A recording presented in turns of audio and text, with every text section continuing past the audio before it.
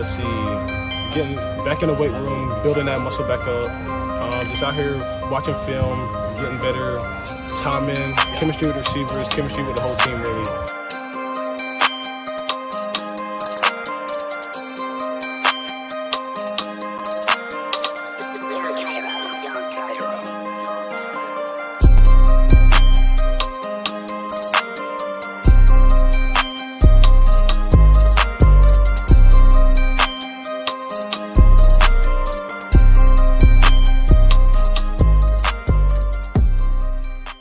Welcome back to CFB Nation. I'm your host, Nino Brown.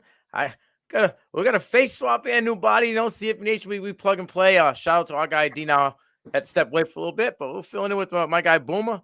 And when you see us on the screen, you already know the deal. That's the remix. This is Devy Darlings. But that's my P2P partner over there in crime. He's back from the Senior Bowl. How we doing, Boom?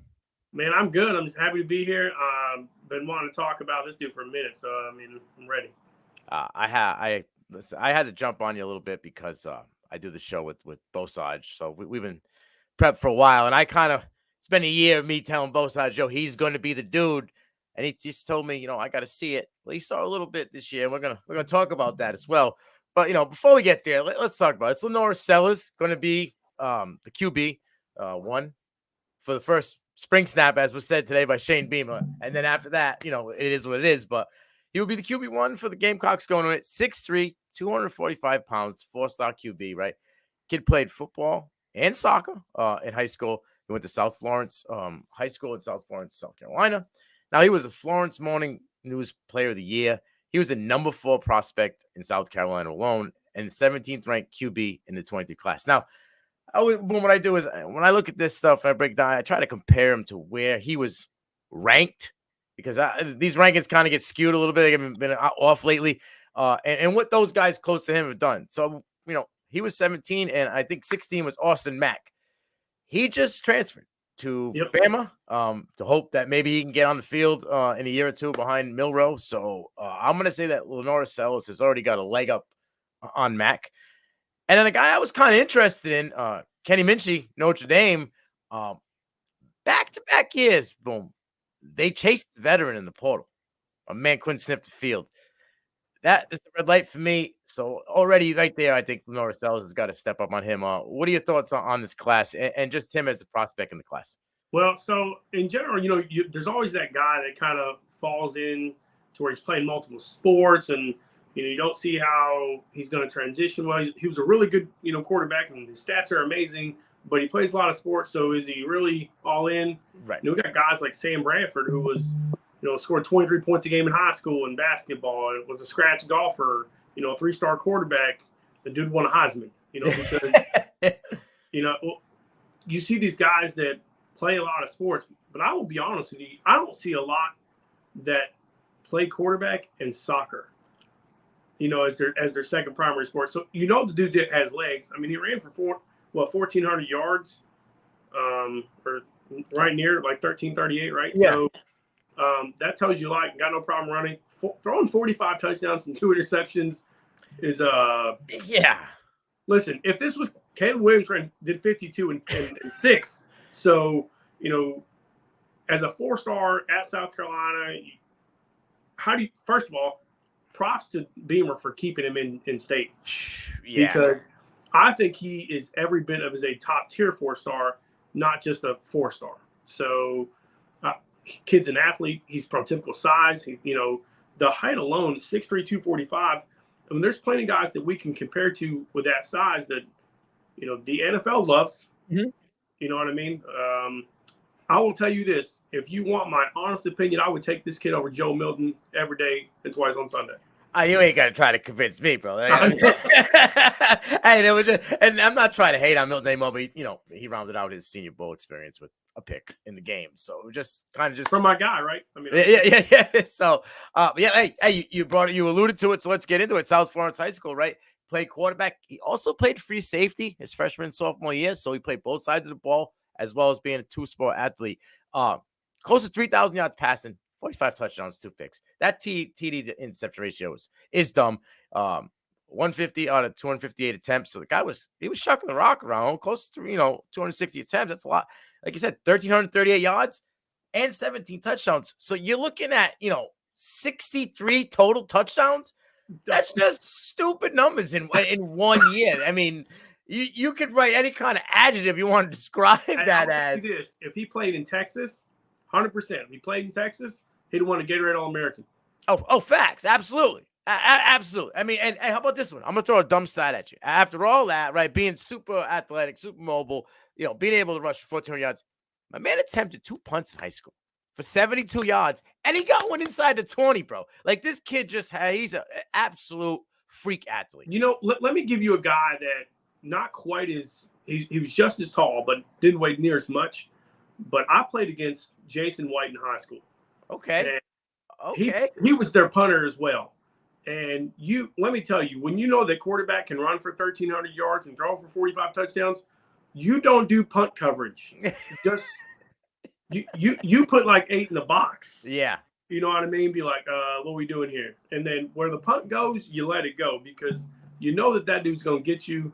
It's like I said, if he played in Florida, Ohio, Texas, Georgia, yeah. He would have been he might have been a 5-star. If you look at the tape, it'll blow you out of the water. Yeah, it's crazy. Now, the only concern I had, right, is like, all right, he had 11 offers, right, which I think that was people just not scouting. South Carolina. Yeah, exactly. But he committed to 3 schools before he actually committed to South Carolina. Like, I know it was early in the process. July of 21, he committed to Virginia, right, and then he decommitted, and then in June of 22, he committed to Syracuse, decommitted from them, and then finally committed to South Carolina in December of 22. So. Listen, I think the kid's going to skyrocket. I was a fan of him coming in. And these are some of the things I seen that jumped off. I mean, you've already alluded to a little bit, but it jumped off the screen to me. Big arm, right? The kid could just chuck the rock. If you look in the intro, the bomb he threw to Nicholas Hobble, that thing was just like sick. It probably could have put a little more sauce on it if you needed to. He could have threw that into the stand. So he's got that. He's got zip, right? Coming out. It just, for 18-year-old kid, 7-year-old kid, he packs a little zip in the ball. He can make throws off platform. Obviously, it'll develop better, but, he's 18. He's a redshirt freshman. The kid can throw off platform. Pure athlete, right? Just absolute athlete. Mobile QB, dual threat. Not afraid of contact. Like there's a couple of runs we saw. We'll get into it in a little bit. Like, he didn't, try to slide, really. My man just wants when you're the size of defensive ends. Exactly. And you're 18, so you still got room to grow. He could have a 250 range, and God bless. But he's raw as far as progressions, and we didn't really see much at South Carolina. But we only saw maybe 8 attempts, so maybe you'll get that in the offseason. Coming in explosive, absolute game changer, right? Cerebral kind of kid, kind of like you said. I think the soccer part is huge in this, like reading the field a little differently than most people would, right, when you're playing that game. So, let's talk about this year. There was only a little bit that he played. Like I said, 3 games total. He is a red shirt. He's going to take the red shirt. 4 for 4, 100%, right? 86 yards, 2 touchdowns. He had 5 attempts on the ground, 51 yards, a touchdown. That's 10 yards a clip, homie. That's not bad, right? But just 42 yards after contact on the ground, right? Out of the total 51. 36 were breakaway yards. And he had 2 missed tackles forced, and 1 big time throw out of the 4.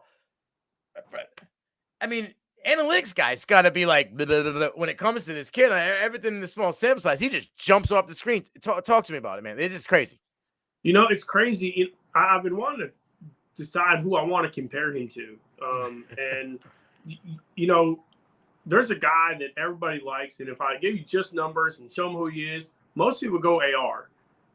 But honestly, and I think AR is a freak athlete, but I think this kid's a better quarterback. So I'm going to give you some Jalen Hurts vibes because he is a leader. And that's something that in that locker room, I think they really need. We asked Spencer Rattler about him, and he's like, he's a dude. He's like, there's a reason why we didn't go get somebody. Mm-hmm. So he's impressed, and we watched Rattler, grow up, from Oklahoma to, with his coach at Shane Beamer. Right. And he's matured a lot. This kid gets to see the maturity of Radler and got to see being in his hometown, being the guy, you know, like he's a cerebral assassin. Like you said, I'm a fan. I think that, you know, in the Devy Darling aspect, he's somebody that unless you watch us, you're probably not going to really look for him. And I'll take him and we're going to win a championship out of it. So, yeah, I mean, absolutely. Now people are going to say, okay, now you got this redshirt freshman coming taking over the room. Leggett's gone. Juice Wells transfers out, right? But Beamer's not stupid. He's surrounded the kid with playmakers, and he's surrounded the kid with, I think, kind of, you know, athletic speeds. It's Gerard Brown out of Coastal Carolina. Like, I liked him better than Sam Pickney out of that group. I think he's going to be a guy that's just going to be explosive for him all over the field. Obviously, Nicholas Hobb is back, right? So I'm assuming that the freak kid's going to get more time. Last year, it was hard for him to get on the field, but they've been going along together. They brought in Hutchins Bruce from Louisville, and then they brought in this kid. And I don't know if people are aware of him, but the kid from Miami of Ohio, is it Laverdine? Gage Laverdine? Like, this kid is a speedster working the slot. He is going to be, I think, LaNorris Sellers' best friend in this new offense that they're going to be developing. But, like, in the 3 games, just look, 7 snaps, right? 2 attempts, 6 yards against Furman. Week 11, 5 snaps, 2 attempts, 31 yards and a touchdown against Vanderbilt. That's SEC. I know Vanderbilt's bottom of the barrel, but that's SEC as a freshman, 18 years old. Week 12 versus Kentucky, 5 snaps, 3 attempts, 10 yards. So between his legs, the big arm, what we've seen, a little bit of tape I've been able to see coming out of high school, my player comp is like if Randall Cunningham and Russell Wilson had a baby, you got LaNorris Sellers. I'm here for that. 100%. Russell Wilson, like, I mean, we didn't get to see full-on Russell Wilson. He got to the show. He'd be looking down at Russell Wilson, but...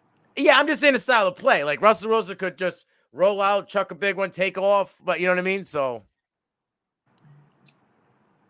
Yeah, I mean, that's where it's kind of in between. I really like Jalen Hurts, and he doesn't really force it. Right. And, it'll tell you the week 11 and week 12, Vanderbilt, he had a chance to get downfield. He does it against Vanderbilt. He doesn't have the chance to get downfield against Kentucky and doesn't force it. Goes, 3 attempts for 10 yards and just stays within the system. Didn't have to get crazy, doesn't have to go bonkers, but he gets to see some time against some real quality teams in the SEC. And, they have a much favorable schedule I think they had last year. So watch out early. I mean, he's going to put some numbers up in the first 2 games. It's the schedule is a little bit more favorable than it was last year. They had one of the top 5 worst schedules in college football last year. So, yeah, and anything after that is a little bit better. But, I mean, the kid's going to get thrown into the fire early and get tested. But you know what it is? Like, let's get battle tested off the rip and let's ride it out.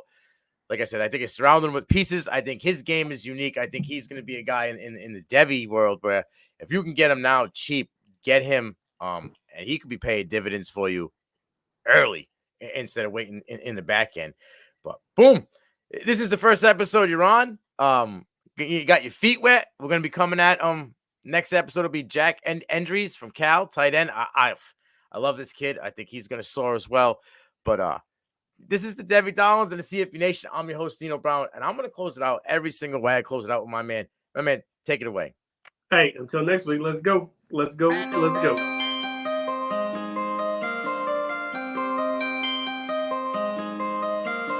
Let's see. Getting back in the weight room, building that muscle back up. Just out here watching film, getting better, timing, chemistry with receivers, chemistry with the whole team, really.